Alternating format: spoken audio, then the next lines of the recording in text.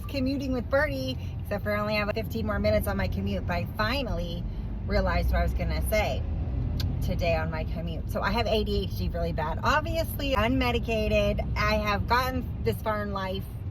I think I can handle the rest of my life. But so as I'm in my car, my brain is constantly all the time.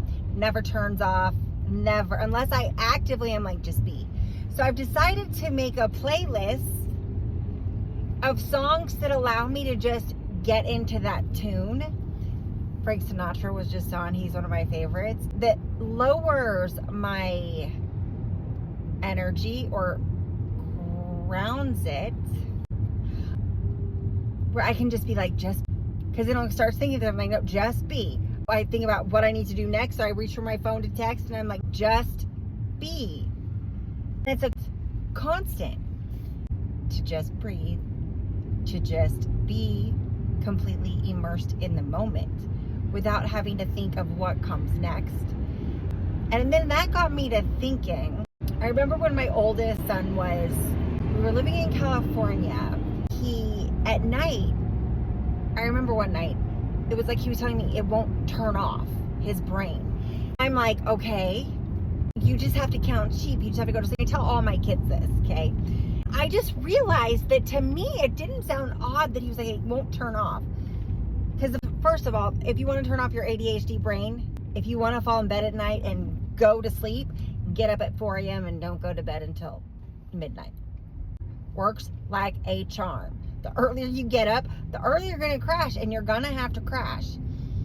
So to me, that solves my being able to fall asleep like that, because I would get up so early. My day was busy, and then I'd fall into bed at night when I got home from work.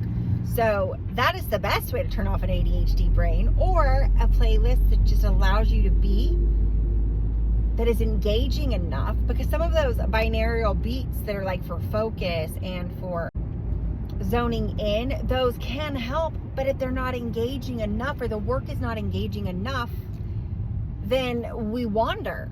If you're sitting in your car, then the music has to be engaging enough to where you can let it go, move through your body.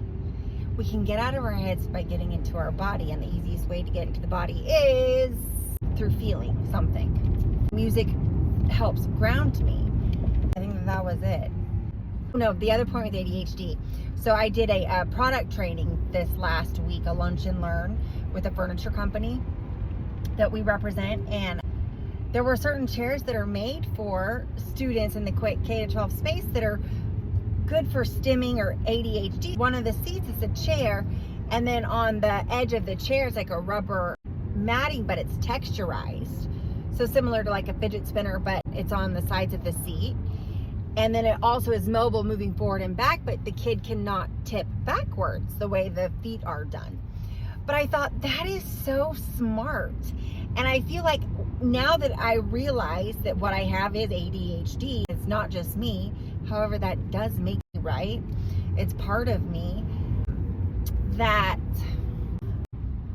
they need to have, like, all of these ADHD sensory products that they're bringing out to the market, they need to have somebody who is an adult with ADHD who can explain it versus just observing.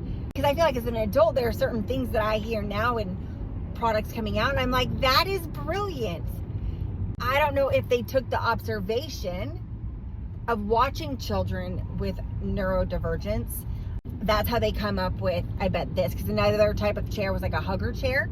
When I saw it, I knew immediately what happens is kind of like a weighted blanket, but it makes the child feel safe. Same thing with a hoodie.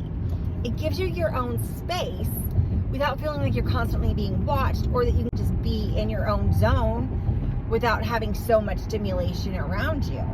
But I thought, really, there should be a group. So here's another brilliant business idea, if I don't get to it first, is a research consulting group full of neurodivergent adults who get it.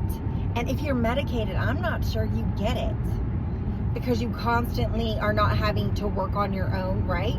And I'm not saying, because I have taken Vyvanse and Adderall. They work amazingly. Why I don't keep taking them and why I decide to suffer like this is beyond me. And maybe it's because I don't know. That is a good question for me to really dig deep into. All right, that is it. I'm getting closer to my exit. So we're going to exit now. Till next time.